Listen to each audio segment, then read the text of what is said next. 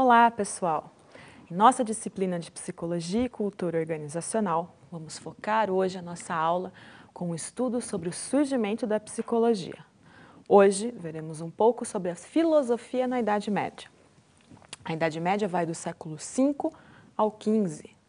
O início da Idade Média foi conturbado pelas mudanças políticas da época.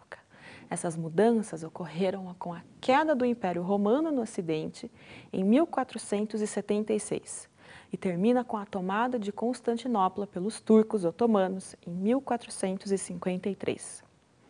Há também a chegada dos europeus na América. A Idade Média é conhecida como pela época da ignorância e da superstição. Mas como nem tudo é ruim, nessa época também temos o nascimento de grandes obras monumentais, como as universidades e catedrais. Foram nessas universidades que surgiram os grandes pensadores. Vejamos a seguir os grandes nomes dessa fase da filosofia. Alguns nomes conhecidos dessa época e fatos históricos são a criação da Ordem dos Cavaleiros Templários, a Inquisição da Igreja, início da epidemia da peste negra na Europa, entre tantos outros. A Igreja Católica tinha grande poder nessa época, sendo a responsável pela proteção espiritual da sociedade. Podemos perceber que, dentre os grandes nomes da filosofia na Idade Média, estes são membros do clero. Essa maneira de pensar dos filósofos é chamada de teocêntrico, ou seja, Deus é a referência e o centro dos pensamentos. A partir dele é que é moldado a forma de pensar e a mente humana. Por ser a grande detentora do poder espiritual, a Igreja era a influenciadora da psicologia, do comportamento e do pensamento na Idade Média.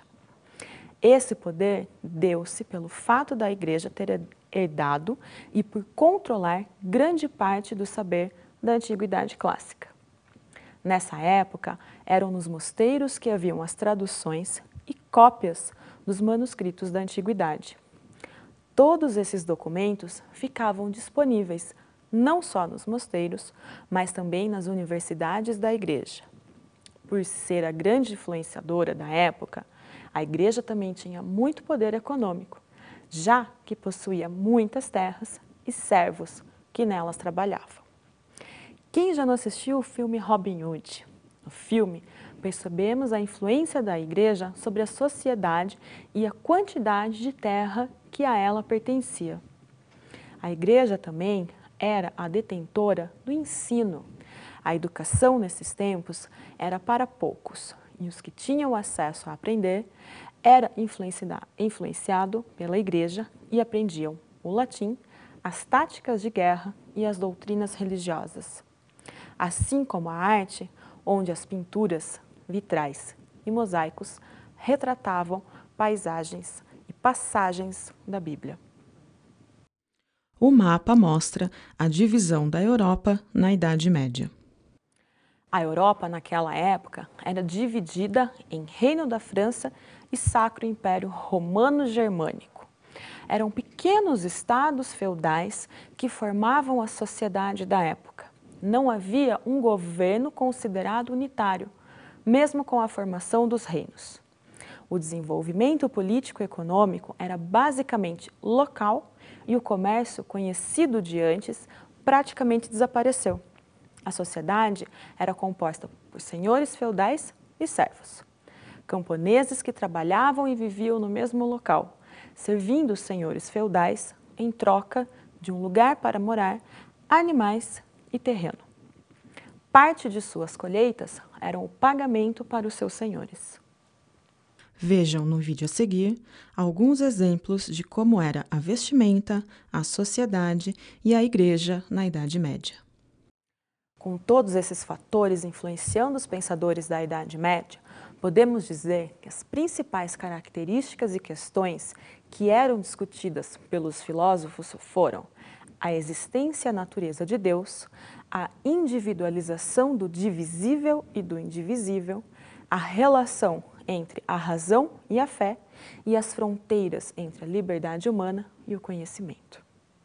O pensamento era dotado de uma essência divina.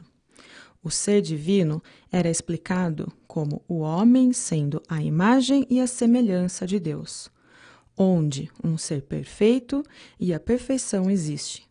Sendo assim, o perfeito também existe. Essa frase pertence a Santo Anselmo, como vimos. Para ele, as verdades cristãs podiam ser demonstradas por meio da filosofia. A fé e a razão, para Santo Anselmo, podiam provar a existência divina.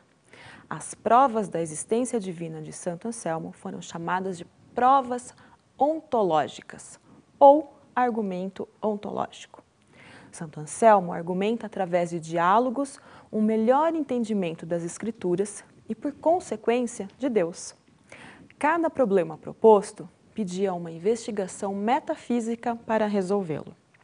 Já Santo Alberto propôs estudos diferenciados. Vejamos a seguir. Os estudos de Santo Alberto foram mais abrangentes, levando a fundamentar mais áreas da ciência conhecida na época. Seus estudos levaram ao conhecimento das ciências sociais, ciências naturais e ciências humanas. Santo Alberto procurou, em seus estudos, o equilíbrio como fonte do bom comportamento humano e a medida de equilíbrio entre a fé e a razão. Santo Alberto é conhecido pelo pensamento inovador sobre a filosofia da teologia, fazendo dele o fundador da filosofia moderna. Essa inovação é o marco da história da filosofia, onde há a distinção entre o saber, a competência das duas ciências. Outro pensador de época bem conhecido é Tomás de Aquino. São Tomás de Aquino estudou sobre o dualismo entre os aspectos do corpo e da alma e dos aspectos da matéria e da mente. Abraão diz que, para São Tomás de Aquino, os seres humanos e suas ações eram resultado da junção entre o corpo e a alma. Tomás de Aquino tentou juntar os princípios do cristianismo com a filosofia aristotelesa, fazendo disso uma oposição aos pensadores da época. Essa oposição dá-se pela Igreja e pelos seguidores de Santo Agostinho. Para Tomás de Aquino, havia dois tipos de conhecimento, sendo eles a sensível, adquirido pelos sentidos, e o intelecto, adquirido pela razão. O conhecimento sensível permite apenas que se conheça a realidade com aquilo que se tem contato direto. Já o intelecto pode-se alcançar o conhecimento pela essência, onde se é capaz de agrupar ideias, abstrair e relacionar para ter-se o objeto da ciência. Tomás de Aquino vê a transformação através do conhecimento, onde todo ser humano tem uma natureza, uma essência que está à espera de ser desenvolvida. Para que haja esse desenvolvimento, os instrumentos são a razão e a prudência. São Tomás de Aquino guia o ser para esses instrumentos, afirmando que esses instrumentos também são o caminho para a felicidade e para a conduta correta da ética. A Igreja na Idade Média tinha grande poder econômico, pois possuía a grande quantidade de terras e também de servos. A influência dos filósofos religiosos pode ser vista também no período das Cruzadas. Apesar de ser uma época marcada com muitas guerras, houve também muito dinheiro circulando, já que os cavaleiros, ao retornarem para suas casas na Europa, saqueavam cidades árabes e vendiam os espólios nas estradas e feiras. A cruzada, do ponto de vista econômico, fez renascer os grandes centros urbanos e comerciais.